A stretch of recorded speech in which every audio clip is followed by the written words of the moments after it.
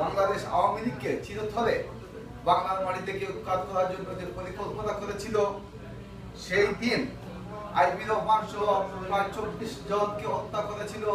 প্রায় 500 নেতা কর্মী গ্রেড নিয়ে এখনো বেঁচে আছেন। আপনারা জানেন,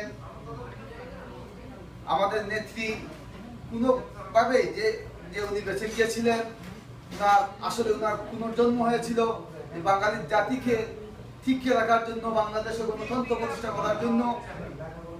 যারা শহীদ হয়েছিলেন, আজকের সভা থেকে আমরা তার আত্মার মাগফিরাত কামনা করি। এবং সাথে সাথে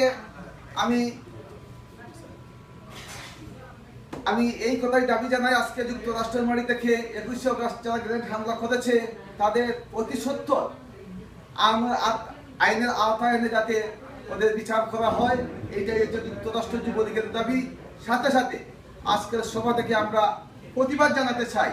আমরা পত্র-পত্রিকায় দেখেছি, যুক্তরাষ্ট্রে বিএনপি, জামাত, যুবদল, ছাত্রদল সহ ওরা কর্মসূচি নিয়েছে, যেখানে শেখ হাসিনা সেখানেই প্রতিরোধ।